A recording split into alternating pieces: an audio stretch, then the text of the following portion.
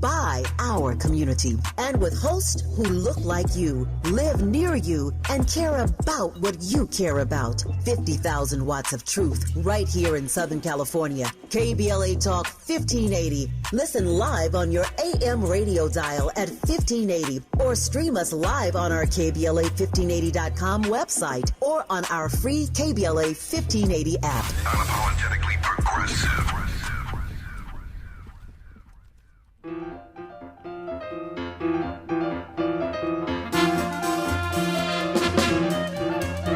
They have a new expression along the Harlem way that tells you if a party is 10 times more than gay. To say that things are jumping leaves no a single doubt that everything is in full swing when you hear somebody shout. Here it is. This joint is jumping. It's really jumping. Jump, girl. Come in, cats, and shake your hats. I mean, this joint is jumping. The piano's thumping. The dance is bumping.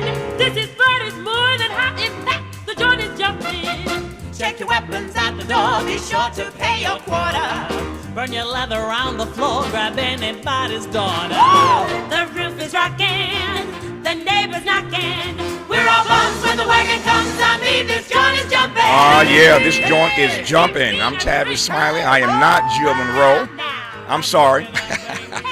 Jill is off today. And after doing 3 hours every day, 9 to noon, the last thing I want to do is to come back in this studio and bore you with my voice. But when I heard that Wren Brown, the founder and producing artistic director of the Ebony Rep, was coming in studio, I said, I'll take this conversation for an hour to talk about the new production, Ain't Misbehaving, at the Nate Holden Performing Arts Center.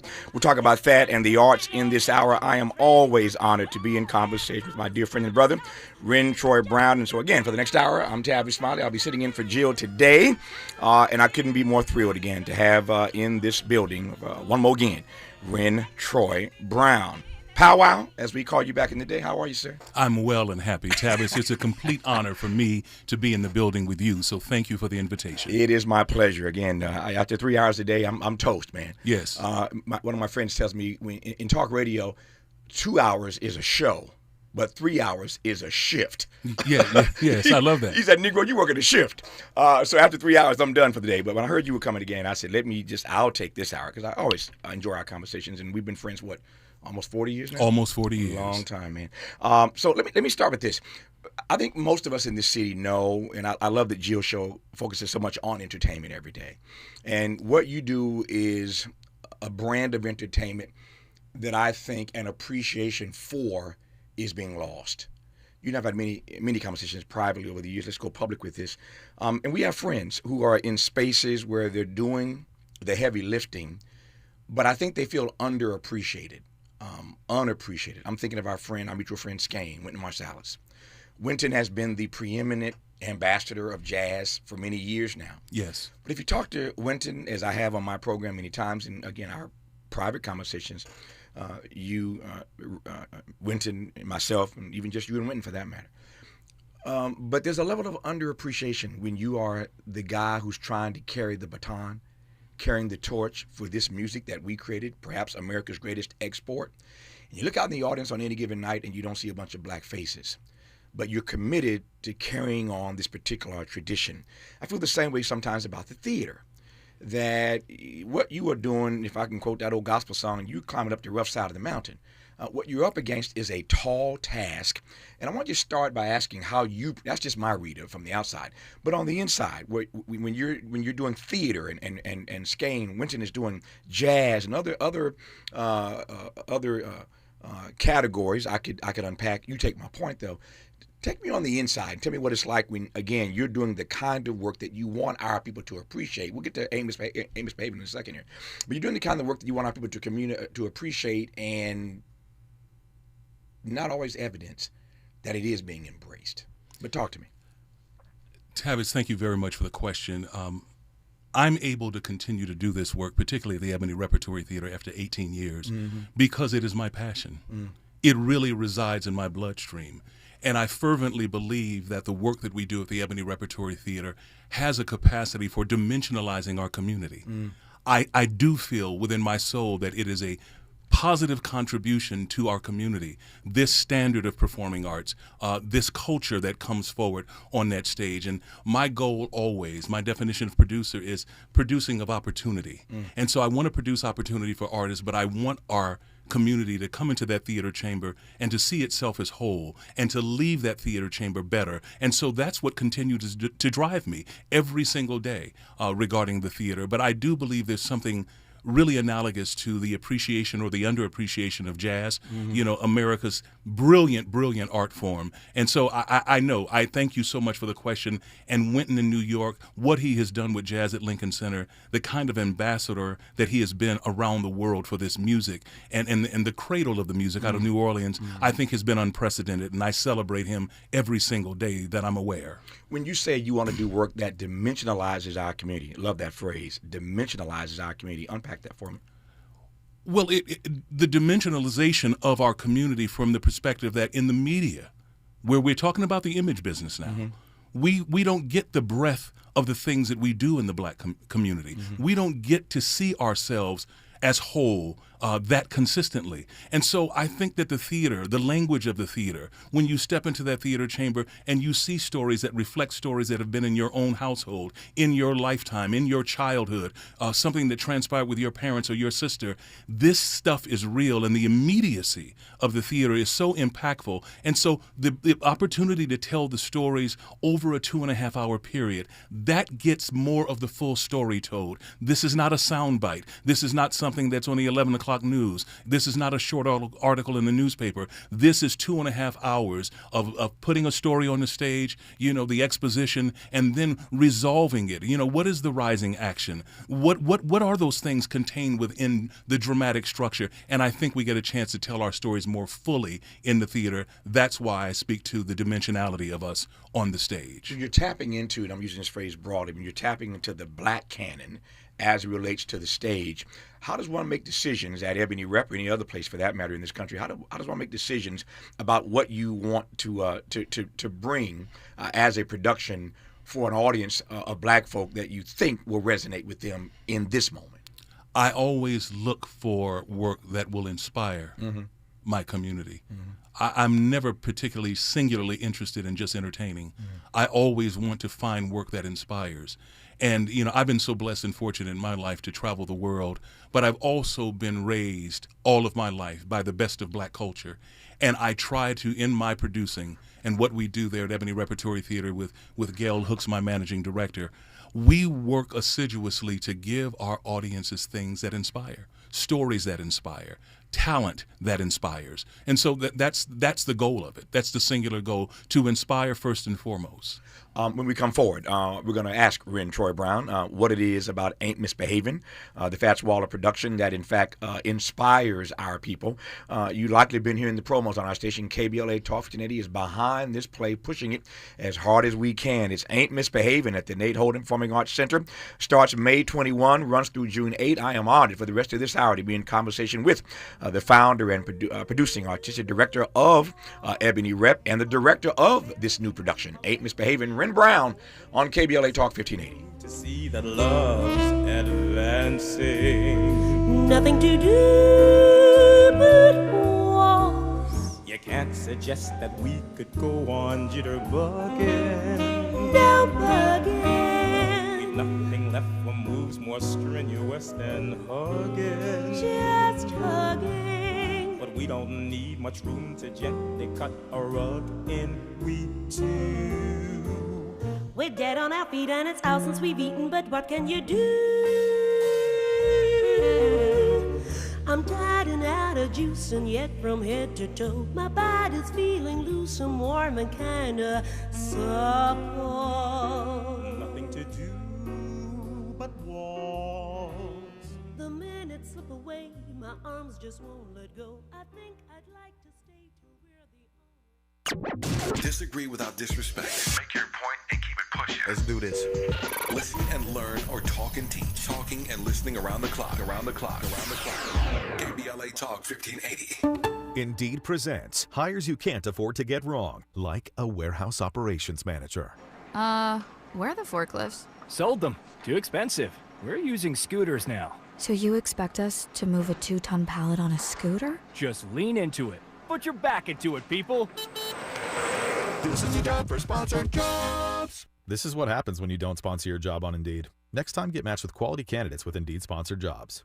Visit Indeed.com/hire now and sponsor your job today. Every morning, we rise and shine, make breakfast, and brush away the night's rest. These routines help us start the day off right. Nature-Made vitamins are a simple step in that daily care regimen. Multivitamins with daily essentials, clinically studied probiotics for gut health support, magnesium to help relax the body. Nature-Made is made to care for you every day. These statements have not been evaluated by the Food and Drug Administration. These products are not intended to diagnose, treat, cure, or prevent any disease. Ready to order? Yes. We're earning unlimited 3% cash back on dining and entertainment with a Capital One Saver card, so let's just get one of everything. Everything? Fire everything. The Capital One Saver card is at table 27, and they're earning unlimited 3% cash back. Yes, Chef! This is so nice. Had a feeling you'd want 3% cash back on dessert. Ooh, tiramisu. Earn unlimited 3% cash back on dining and entertainment with the Capital One Saver card. Capital One, what's in your wallet? Terms apply. See CapitalOne.com for details. KBLA Talk 1580. We've got a lot to talk about. Tired of being locked out of job opportunities and shut down by systemic racism? KBLA Talk 1580 stands with you in fighting for the rights of black workers, and we don't black down. The Los Angeles Black Workers Center is a dynamic alliance of workers, organized labor, community-based organizations, clergy, students, and scholars working collectively to improve the position of the black working class. The LA Black Workers Center takes a comprehensive approach to addressing the black jobs crisis. Their programs promote access to quality jobs, racial equity in hiring and retention, discrimination-free job sites, and they prepare black workers for employment in high-wage career track jobs. The LA Black Workers Center supports workers who need help protecting their rights on the job. They give workers access to quality jobs and remove systemic barriers to employment. And they are advocating for a fair deal for black workers in the new Los Angeles City Charter. To sign up for free career readiness training, get involved in organizing, or learn about union apprenticeship programs and trade registries, please visit lablackworkercenter.org. That's lablackworkercenter.org. Together, we can beat the black jobs crisis and build a more equitable Los Angeles. This is a community call to action from KBLA Talk 1580.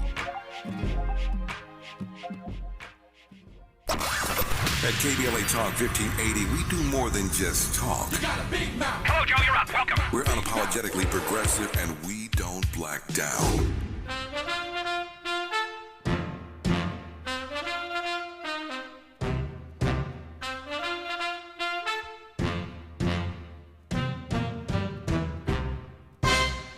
Music everywhere, feet are tapping, putting tempo in old Manhattan. Everybody you meet's high-hatting, spreading rhythm around. Everywhere you go, trumpets blaring, drums and saxophones ripping and tearing.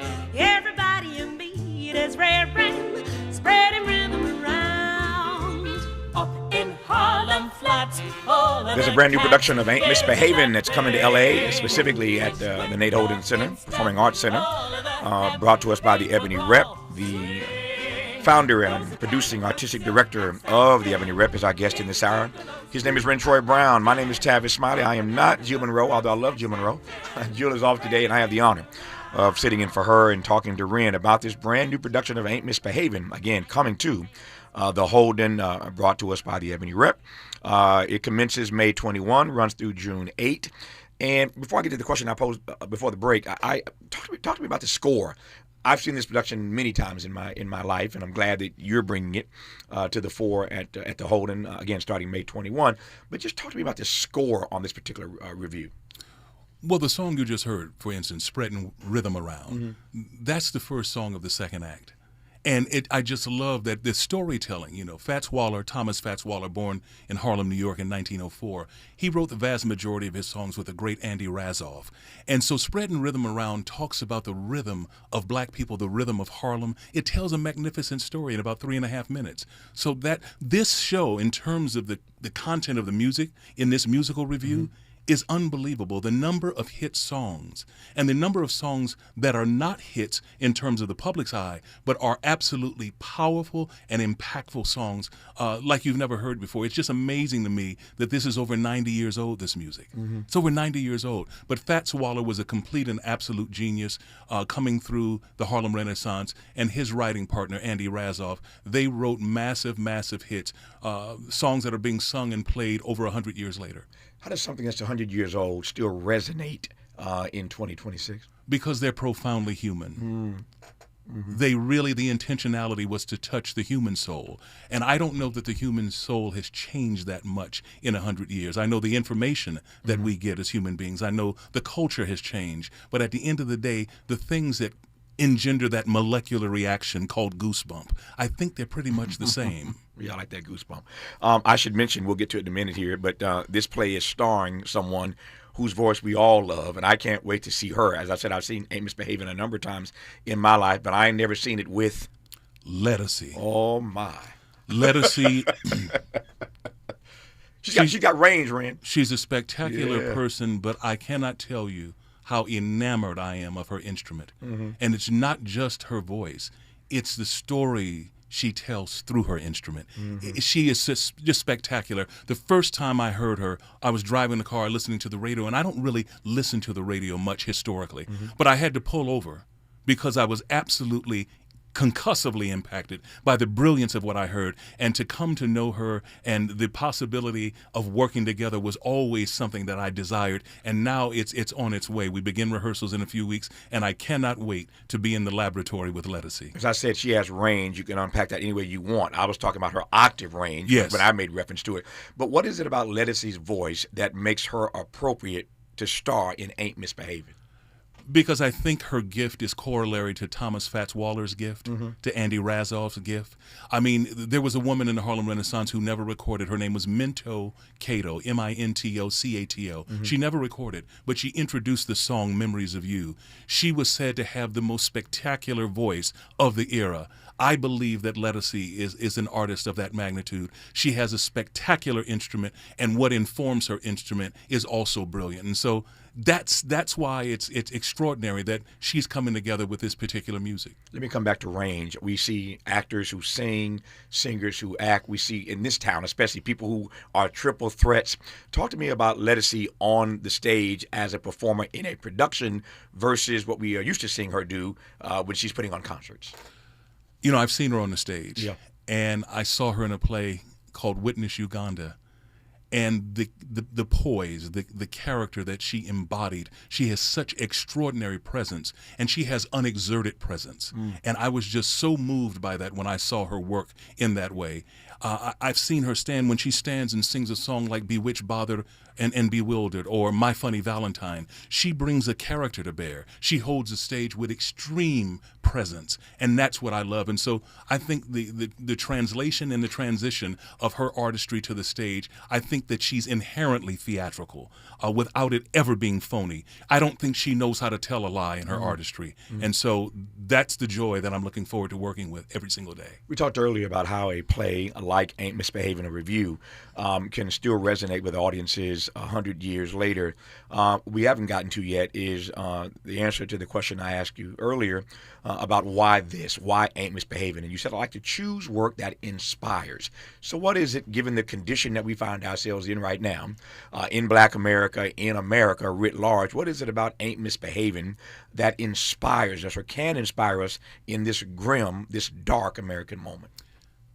It inspires because there's joy contained in it, which is a separate and distinct emotion from happiness. There's joy in this work. There's joy in this writing. This joint is jumping. I mean, there's joy. There's a bounce there. I mean, we heard Jitterbug Waltz, which Fats Waller wrote for the organ, but to hear a waltz written by a black man in the particular way, it has such extraordinary black culture undergirding it. And so we think of waltzes as something very boring and something removed of black life. That's something for white folks. But Jitterbug Waltz, written by Fats Waller, is an extraordinary examination of our condition then and now. Turn it up, Andy. Turn it up. Turn it up. From head to toe, my body's feeling loose and warm and kinda supple. Nothing to do but waltz. can't slip away. My arms just won't let go. I think I'd like to stay till we're the only couple. Nothing to do but waltz. You never know how far this sort of thing can get you. One never knows, one never ever knows. We're not as tight as we would like to think. I bet you'd stay up half the night with me if I would let you. So come, let the waltz. Ain't Misbehavin' is coming to the Nate Holden Performing Arts Center, courtesy of the Ebony Repertory Theater. On May 21, runs through June 8. Our guest in this hour, in case you've just tuned in, I am not Jill Monroe. I am Tavis Smiley. He is Wren Brown, and he's the director of this new production, Ain't Misbehavin', but he's also the founder and producing artistic director of the Ebony Rep, and I'm honored to have him on this station. Once again, honored to have the opportunity to sit in for Jill in conversation with him. Du Bois, the great black intellectual, as you well know, the first African-American to graduate Harvard with a P.H.D. Du Bois once asked this question, Wren: would America have been America without her Negro people? Would America have been America without her Negro people? I think one can answer that question affirmatively or honestly, transparently, without casting aspersion on anybody else, but the answer is no. Heck no. There is no America without the contribution of black people. I think of that because I want to ask you now, would theater in this country be what it is without the contributions of black folk? No. Somehow I predicted that answer. No, because we have a long tradition. It is always promoted that somehow we fall out of the sky when we do things, but we actually have a long tradition. When you think about The Great Shuffle Along was on Broadway in 1921, when you think about Williams and Walker being on Broadway in the aughts of the 20th century, when you think about Bob Cole and his partners and the work that they wrote with regard to Broadway, the work that Paul Laurence Dunbar, and Scott Joplin's Tremonisha, there's a long 150-year history, and in fact, there's a longer history than that. When we talk about the African Grove Theater of 1821, this is a very, very rich history. And so, no, I don't think it would be. And of course, we get that seminal work in 1959, written by that daughter of Chicago, Sweet Lorraine Hansberry, A Raisin in the Sun. And I can't imagine the last 40 years without August Wilson, this son of Pittsburgh, and his extraordinary corpus. So no, I think that the contribution to the American theater has been profound and profoundly impactful. In 2026, should we be offended that they still refer to Broadway as the Great White Way?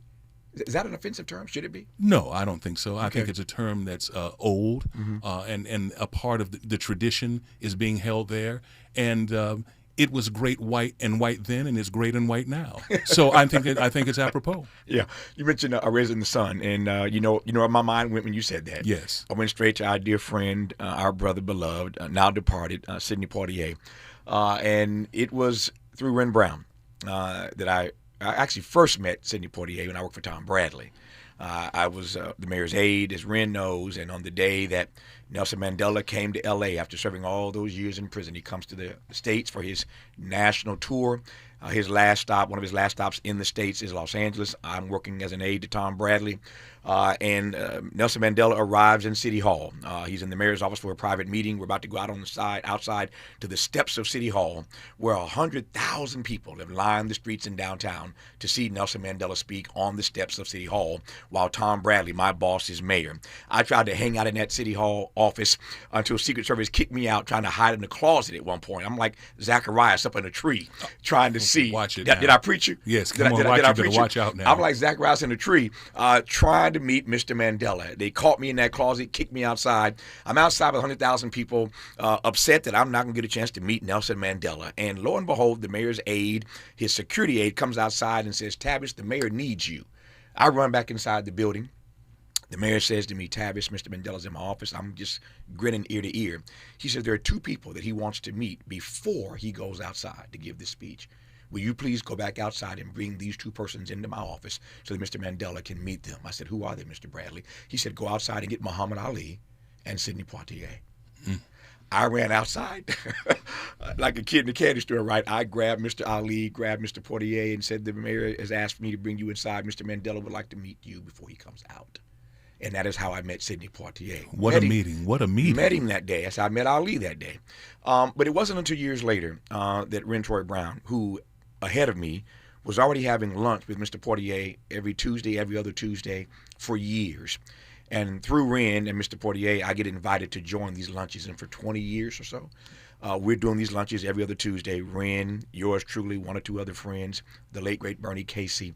We're having lunch every other Tuesday with Mr. Poitier. I'm saying this now publicly to thank you once again for pulling me in to that luncheon circle. And when you mentioned Raising the Sun, of course, my mind went to Mr. P. Well, you are more than welcome. I'm so glad we were able to do it together because I had an opportunity to be a repository of his magnificence for 23 uninterrupted years. And having a direct peer and a brother like you, in you, with me, to commensurately be that repository meant the world to me because we could leave and discuss it from another perspective, the experiences that we had. Mr. Poitier was an absolutely rare human being. He's known as a gifted artist, but he was a rare human being. He was a gentle man. He was a man of immutable principles and an unmatched dignity in my estimation. Yeah. For Wren and yours truly to be the two young guys at that table, at that lunch table, literally every other Tuesday for years, is an experience, a joy unspeakable, to quote my friend Wren. And those moments are precious to me.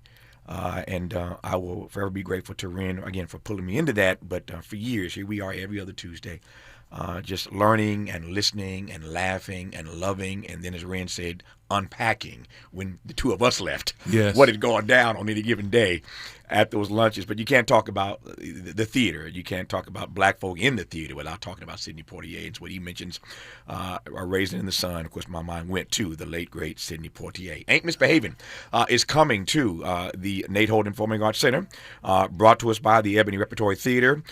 Its founder and producing artistic director is Wren Troy Brown. He's also directing this new production, Ain't Misbehaving. It starts May 21, runs through June 8th. KBLA Talk 1580 is all behind making sure you know about it and you get a chance to see it. Tickets are on sale right now. Go to their box office at ebonyrep.org. ebonyrep.org is the website, and we'll continue our dialogue about this amazing production, Ain't Misbehaving, when we come forward on Tavis Smiley. This ain't Tavis Smiley. It's on Jill's show. See, that's what happens when you do 3 hours a day. Sorry, Jill. I love you. Can't go nowhere with you cause your feet's too big. Can't even get in a bed next to you cause your feet's too big. Look at them. No, look at them. They are spread all across the floor. When you go and die, ain't nobody gonna solve that coroner, he gonna... KBLA Talk 1580 is an intervention. When we come forward, includes you. KBLA Talk 1580, turning pain into power. I'm Amber Payton with BIN News Now. Jury selection is underway in the trial of 4 Florida gang members accused of killing rapper Julio Fulio in 2024. They were going to make sure that they killed Mr. Jones, that he was not going to live, that they were not going to go back to Jacksonville without him dying. Prosecutors say the group tracked him to a Tampa hotel during his birthday and planned to seek the death penalty if convicted. Black House Minority Leader Hakeem Jeffries says Democrats will push to pass a resolution limiting President Trump's war powers in Iran during a House session. While Republicans are expected to block it, Senate Majority Leader Chuck Schumer says the Senate plans to vote on a similar measure next week. And music mogul Sean Diddy Combs is seeking a faster ruling in his appeal after arguments wrapped up in federal court. He was sentenced to 50 months on prostitution-related charges, and his attorneys argue the acts were consensual and protected as judges now weigh their decision. Get BIN News Now on demand 24/7 on the iHeartRadio app. Irvine is slow on the 405. Northbound delays away from MacArthur Boulevard. Delays all the way to Atlantic in Long Beach. You've got a nice, decent opening as you continue all the way to Venice Boulevard in Culver City. And then you've got a slow drive ahead all the way to the 5 merge into Sylmar. The southbound side of the 405 loads up out of West LA from Sunset in stretches all the way to Palo Verde and Long Beach. Very slow in Anaheim, East 91 from the 57 all the way to Green River. And the drive is tough into the Cajon Pass, 15 northbound from the 210 to the 138. Head to Waba Grill weekdays after 3 p.m. for their $5 happy hour and try their new chili crisp dumplings. Bold, crunchy, and tossed in a fiery crisp, paired with a premium Waba beverage drink like their authentic Thai tea. Get both for just $5 only at Waba Grill. It's for you. This is the KBLA Sports Minute with Ray Richardson.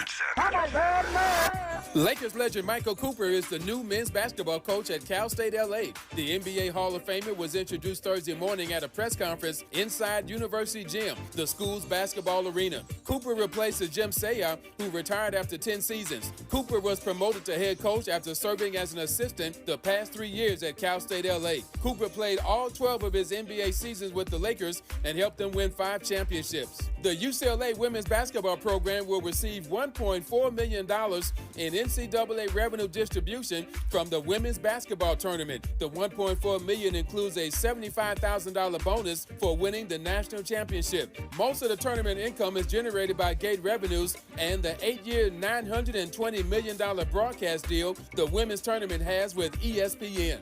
No debates, no speculation, just the info you need. That's your KBLA Sports Minute. I'm Ray Richardson on KBLA Talk 1580. There is no denying that we've always been the conscience of this country. KBLA Talk 1580 is progressive talk radio built for our community, by our community, and with hosts who look like you, live near you, and care about what you care about. 50,000 watts of truth right here in Southern California. KBLA Talk 1580. Listen live on your AM radio dial at 1580 or stream us live on our KBLA1580.com website or on our free KBLA 1580 app. Unapologetically progressive. Download to see if you qualify. Not all customers will qualify. Transfer fees may apply. No Albert subscription required. Albert is not a bank. Albert Instant Loans are issued by FinWise Bank, member FDIC. Not an actual client. Terms apply. Kylie, what's wrong? I just got hit with a car repair bill. I'm behind on rent, and I feel like I can never save any money. Have you tried the Albert app? Albert is your financial assistant, helping you find ways to save and create custom budgets to actually grow your money. Plus, you can get up to $10,000 for big expenses or advance up to $1,000 fast when you need cash right away. Albert can get me up to $10,000? Exactly. Albert spots you in a pinch and helps you grow your money in the long run. I'm downloading Albert right now. Download the Albert app and use promo code BOOST to borrow up to $10,000 for whatever you need. The Albert app helps you budget better and save more money so you reach your financial goals faster. Download the Albert app right now and use promo code BOOST to borrow up to $10,000. Use code BOOST to borrow up to $10,000. KBLA Talk 1580. We've got a lot to talk about. KBLA Talk 1580, connecting you with services and solutions. These are hard times for housing in America. Too many in our community face barriers to safe housing, behavioral health care, and affirming spaces for healing, particularly those impacted by poverty and stigma or incarceration. Rooted in South LA, Ahmad supports impacted communities through housing, wellness, and leadership development. Ahmad provides culturally responsive, peer-led support from transitional housing and mental health services to leadership development and youth empowerment. They offer safe, affirming houses for youth, transgender women, and formerly incarcerated individuals. Therapy and peer support with a focus on healing trauma in Black communities. HIV prevention and care, free testing, education, and wraparound services for whole person wellness. Standing in the gap with health, housing, and hope. Reach out to Ahmad Institute at 323-569-1610. That's 323-569-1610. Or visit amaad.org. This is a community call to action from KBLA Talk 1580. Live from Leimert Park, USA. The cultural mecca of Black Los Angeles. Broadcasting from historic Crenshaw Boulevard. We are unapologetically progressive. KBLA Talk 1580.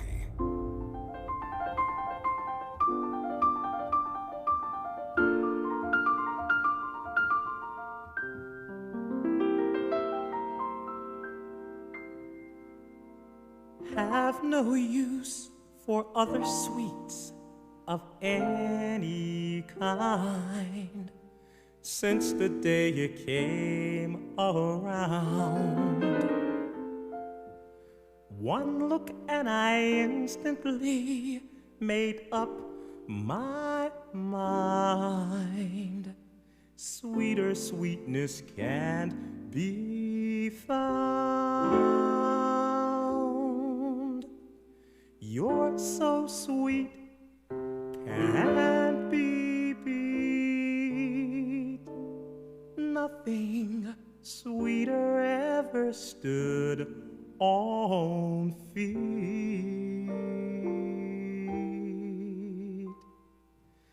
Every honeybee fills with jealousy when they see you out with me. I don't blame them, goodness knows. Honey, suckle rose.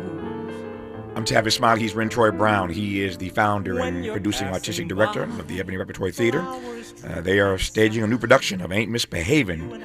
Commences May 21, runs through June 8. It is starring the one and only Lettucey, directed by Wren Brown, our guest in this hour. You said, let that ride, Andy. That sounds so good. You said earlier in this conversation, Wren, that there really are some serious, some bona fide hits, musical hits in this production, Ain't Misbehavin'. This is Honeysuckle Rose. Honeysuckle Rose is spectacular. This is sung by the Ken character in the show, which is really based on Fats himself. And it's also sung by the Nell character, originated by the late, great Nell Carter. I would like to also say that Ken was created by Ken Page, who's also departed, magnificent man.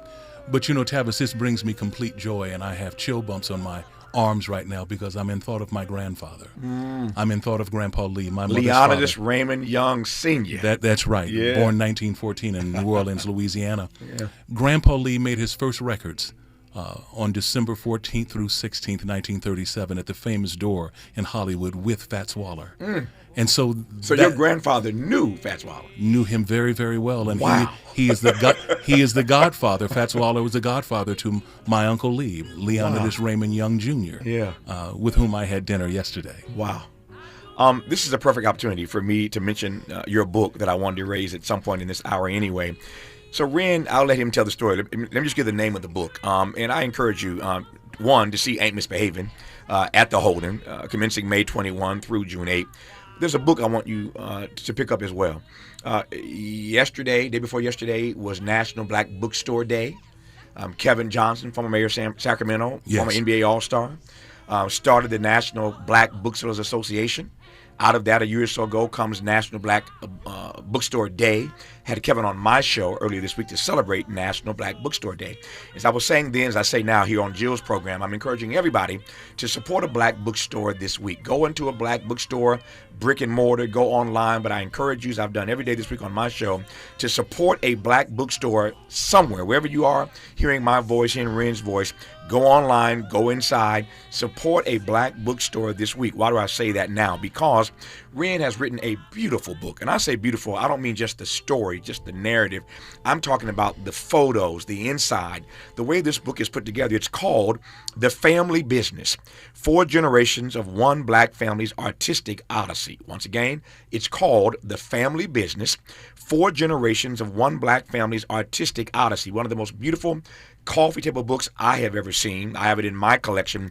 That's the title. Tell the backstory about you and the generations of your family before you that come to life in this book called The Family Business.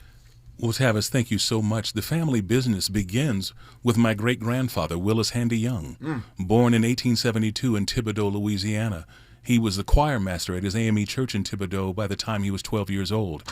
It was said choir master at 12? At 12. It was said that he could take a job on 20 different instruments. That's the kind of gift he had and the training. But he said always, there was a kind of an edict, if you will, in his home, that if you're going to live in my house, you're going to play music. And so his first child is Lester Willis Young. Lester Young. The Prez. The great tenor saxophonist who's my great uncle, who names Billie Holiday Lady Day. And of course, he stars quite magnificently with the Count Basie Orchestra beginning in the early 30s. And then my Aunt Irma, who was a magnificent saxophonist saxophonist as well as dancer and singer. She was born in 1912 in Algiers, Louisiana, his second child. And then my beloved grandfather, born March 7th, 1914 in New Orleans, Louisiana, Leonidas Raymond Young Sr. He was the absolute joy of my life. And my grandfather then so then my father's parents. Tell the connection between your grandfather and Nat King Cole. My grandfather, Nat King Cole, came together. My grandfather was his musical director and drummer for 25 years. That's right. And they had a friendship from the 30s, and it was based on Nat King Cole leaving Chicago, coming to Los Angeles, particularly in Long Beach, and doing the show Shuffle Along, where he was its pianist. And my grandfather and he would have they had a relationship like, Lee, do you have any beans tonight? He says, yes. Nat, do you have any rice? And that's how they formed their friendship, additionally with all the music, of course. Yeah. But my father's father was born on March 17th, 1900 in Memphis, Tennessee. He becomes the 5th black actor in Screen Actors Guild. He played the London Palladium in 1933, and he was on the first ever show at the Apollo, January 26, 1934. Both of my grandmothers were Cotton Club dancers. My grandmother, Bertha McElroy, born in Mobile, Alabama in 1903. She's with Irving C. Miller's Brown Skin Models and works all around in the Cotton Club. And my grandmother, born here in 1911, my mother's mother, Ruth Givens. She was a Cotton Club dancer and a torch singer and did a lot of films. And then there was my father, who was a child actor in many films in Hollywood. But he made his stage debut at the Alhambra Theater in Harlem with the great Cab Calloway at 4 years old. So that history, I've truly been a genetic repository of all of that. And at 5 years old, when I felt that I had a calling on my life to be a communicator, I didn't know whether it would be ministerial, broadcast journalistic, or as an actor or as an artist. But I knew that there was a calling on my life to be a communicator, and it eventuated itself that I became an actor, director, and producer. But I'm glad it wasn't broadcast journalism. Stay out of my lane, Negro, and I won't get in your lane. Oh, my goodness. Stay out of my way. I don't need any more competition. First of all, every time Wren and I have been friends, I said, for almost 40 years now. And every time I hear him talk about his family, I have two feelings. One, I am just, if you're watching right now on our YouTube channel, on our app, you could just see me beaming, just smiling ear to ear as Wren told that story, because I just celebrate these multiple 4 or 5 generations of this one black family. I said to him when this book came out, it's called The Family Business, but their name is Brown. I said, meet the Browns. That's right. The real Browns. That's right. Meet the real Browns is how I sort of subtitled this particular text. Once again, it's called The Family Business. 4 generations of one black family's artistic odyssey, a beautiful coffee table book that just lays out the story of all the generations of this black family. So I always feel joy when I hear you tell these stories, but I also wish that more of us, can I keep it real? Yes. I wish that more of us knew the backstory to our family's odysseys the way you know yours. But you've made it your business. This didn't just fall in your lap. You made it your business to know this. And you went and found and did all this research and put this book together. And so I said lovingly, our friend Dr. Cornel West says there's a distinction between jealousy and envy. They're not the same thing. That jealousy can be rooted in love. So I ain't going to say I'm envious of you, but I am jealous of you. Well, Tavis, don't be jealous. Let me just Too late. Let me just say this. It always touches me deeply in my soul. I walk through this life with a greater sense of balance because I know my history. And I've worked hard to learn that history. It's vitally important. And one of the things that my grandfather was a teetotaler. And my grandfather encouraged me that I could be something wonderful, I could be something wonderfully successful, and even magnificent. And I never had to participate in the party favors. I never had to have a drink. I never had to do drugs. And so, as one who watched the black community devastated and blindsided by the crack epidemic of the 80s, coming through and having your faculties, being clear about yourself and being more clear as you learn more about yourself through your history is just so important. So I do encourage everyone, each people should tell its own story. And it's vitally important that we learn our history, that we examine it, and I'm telling you, you will walk more upright and you will walk in greater balance when you know yourself through the generations. That he knows that story, that he can articulate it as well as he did, eloquently, in fact, and just lay it out and to know the birth date and the year and the place of all the generations before him is I think I just find amazing. It inspires me, it empowers me, it uplifts me, it humiliates me, it embarrasses me. I don't know my backstory the way he does, but my point in this is simply this, that what Wren is doing now he got it honest. It comes honest to him, and so there's no reason why he shouldn't be the founder, the producing artistic director of the Ebony Repertory Theater. There's no reason why he should not be running things at the Holden. There's no reason why he should not be directing this new production of Ain't Misbehaving, starring Lettucey, again commencing on May 21, running through June 8 at the Holden, brought to us by the Ebony Rep. I just love this Negro. Ain't nothing he can do about it. More with Wren Troy Brown when we come forward on Jill Monroe. Say, brother, push on them biscuits. Yeah, push on them. Yeah, thank you.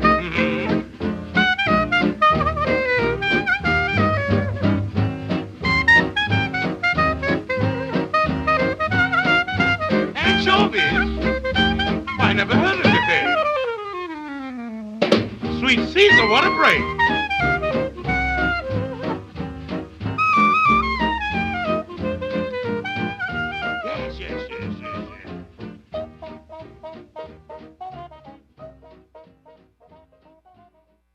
A safe place to go loud. A great place for progressive politics. KBLA Talk 1580.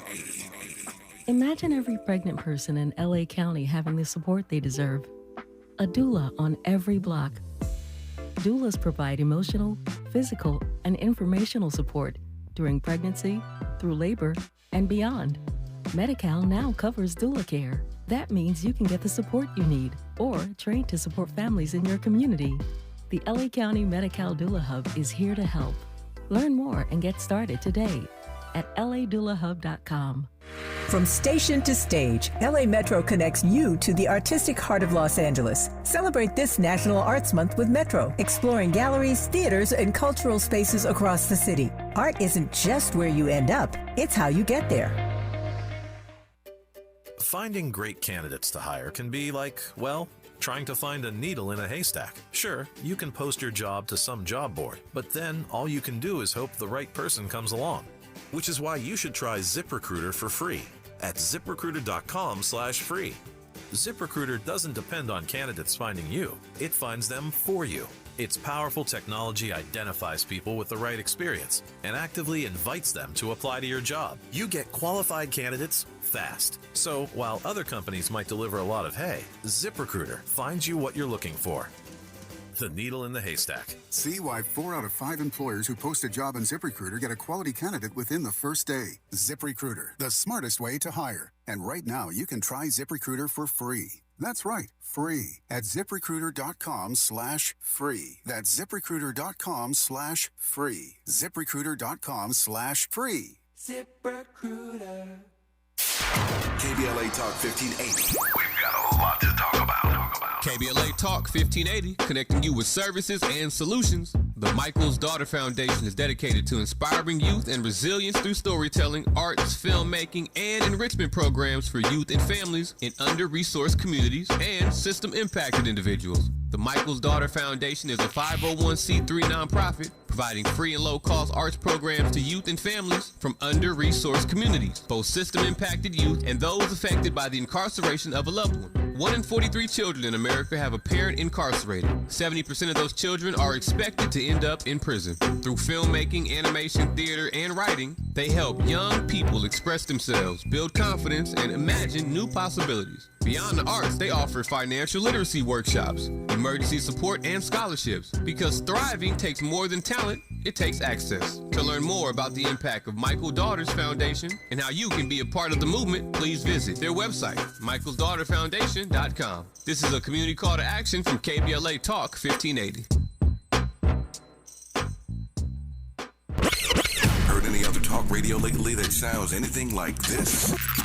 We didn't think so. You're listening to Unapologetically Progressive, KBLA Talk 1580.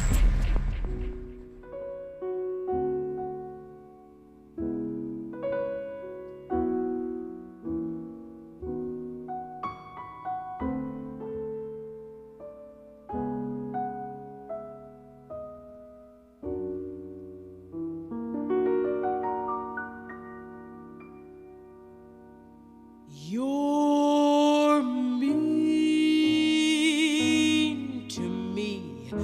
Why must you be mean to me, gee, honey, it seems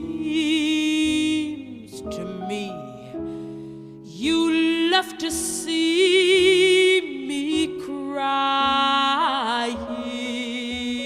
So Wren Brown just leans into me while this song is playing. Let it ride, Andy. And the minute he said it, I jumped out of this chair because I was thinking the very same thing when you said it. So just listen to this for a second. And I'll let Wren tell you what he whispered in my ear a moment ago about this song.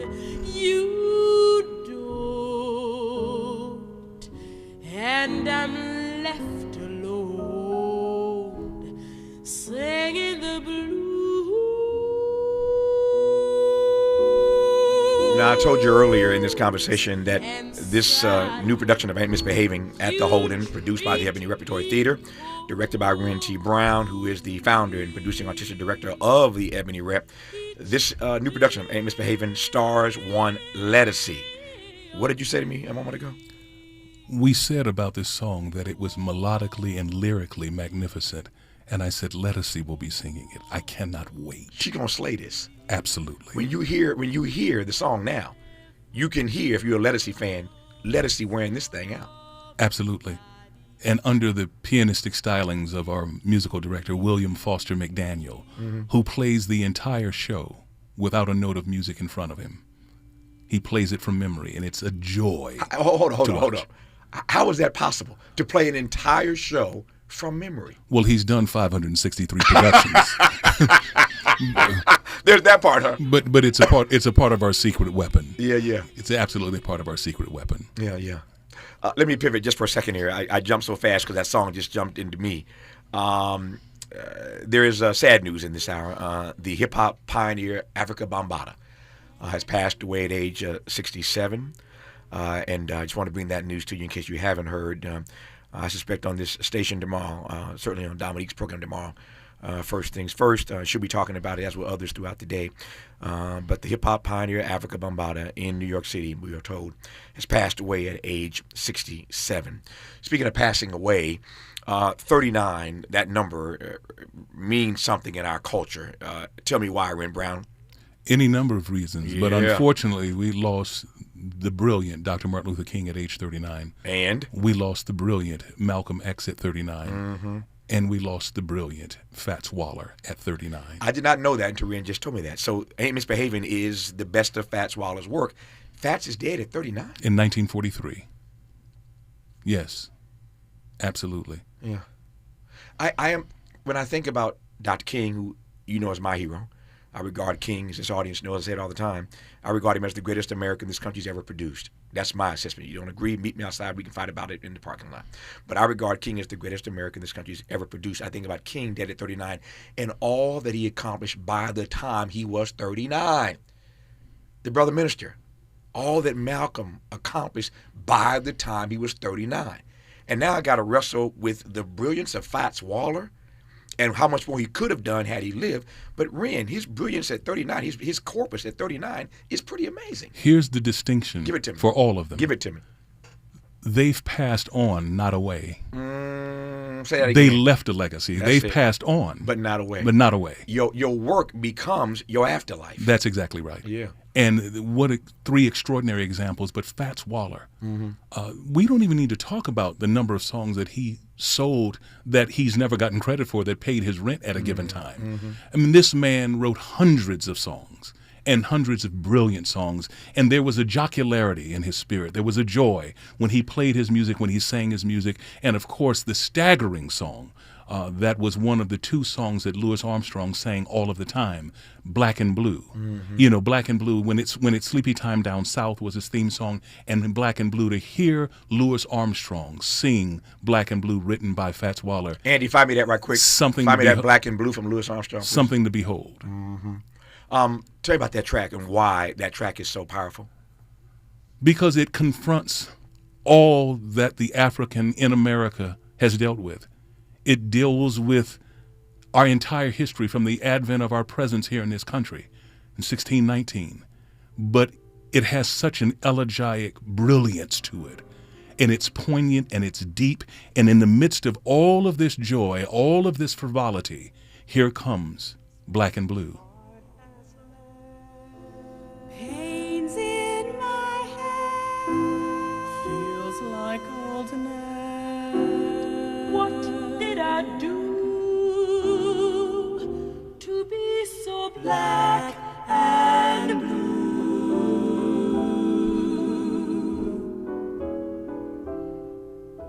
No joys for me, no company, even the moon ran from my house. All my life through, I've been so black and blue. I love that harmony. Harmony is magnificent. But I mean, what did I do to be so black and blue? Mm-hmm. I'm white inside. Mm-hmm. But, you know, it's just this man, you know, is extraordinary. And again, to hear Louis Armstrong, to hear Pops Armstrong's version, is to really hear something where an artist takes it and makes it his own. It's extraordinary. Well, that's your assignment. We got a minute or so to go here, but that's your assignment. I'm talking to the audience now. Wherever you are, when we finish this conversation, just Google Black and Blue, Louis Armstrong's version, and hear it for yourself. That's Wren's and Tavis's assignment to you. I've got about a minute to go here. This production, Ain't Misbehaving, would you describe it as an emotional roller coaster? Are we on a high the entire time? How would you describe the way that this play causes the audience member to emote, to connect? The joint jumps from the very downbeat. Yeah. Disproportionately throughout the evening, this show is really, really, really a high. Mm-hmm. But organically and through the dramatic structure of this review, the show stops when it needs to, and it stops very profoundly. But disproportionately, this is a joy. So this is the evening out you've been waiting for. It's called, as you know, Ain't Misbehaving, the best of the work of Fats Waller. It is a new production directed by our friend Wren Brown.